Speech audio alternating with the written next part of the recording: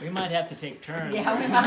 Rotate through here, and you all don't get tired of sitting down. It's just an awkward position. Yeah. Would it help if she sat down? No, I don't think so. But thank you. So Clay's thinking now, wow, I really am gonna be a vase I always dreamed of. I didn't think it was possible, but here I go. And remember I said that he can't see me, but he can look around the potter's shop and see other pots, other vessels.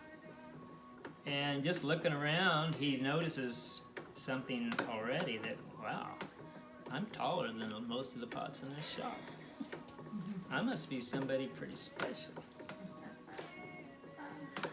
And he starts dreaming about this beautiful vase that he has in his mind.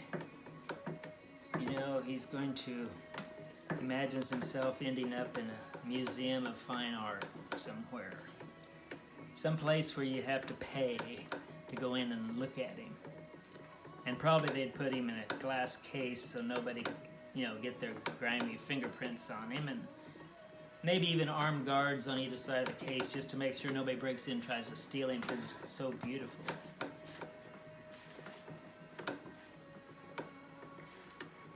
And Clay begins to kind of swell up a little bit. We use a lot of pottery terms we don't even think about. Have you ever heard of swelling with pride? Kind of puffing your chest out a little bit. Well, Clay's kind of puffed up and thinking how great he's going to be, how beautiful he's going to become.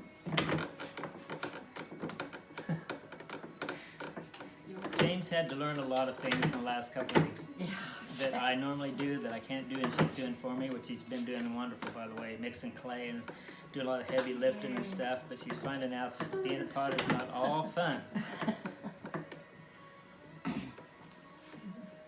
Well, Clay, see, sometimes we have this conversation with each other, Clay's trying to tell me things and I'm trying to explain things. I don't know if Jane ever comes in here and I'm talking to my Clay or not, but it happens. Clay, there's nothing wrong with being a vase, but there's something that you need to learn.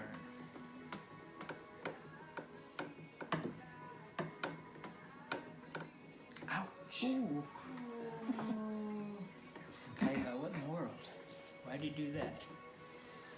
And I know that you all have been cut in your lifetime at one time or another, and the thing about getting cut is it hurts. And Clay didn't like that either, any more than we liked getting cut, and he knew it had something to do with the potter. He didn't understand why he did that or anything, but he realized, I don't think I like potters. He hurts me. And so Clay closed himself off, thinking that he was expelling the potter, and became a jug.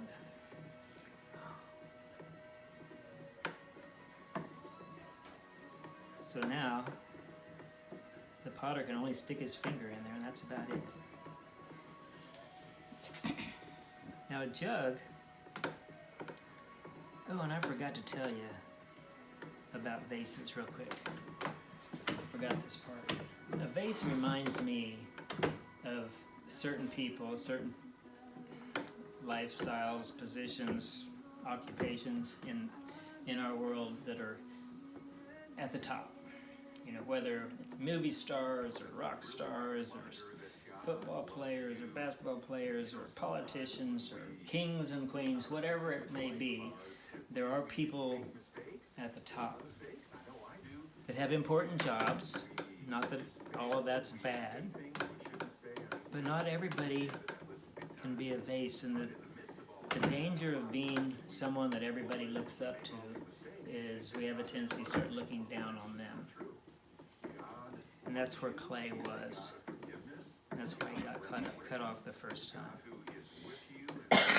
But now he decided, and you can take a rest. Don't Clay decided he'd be a jug.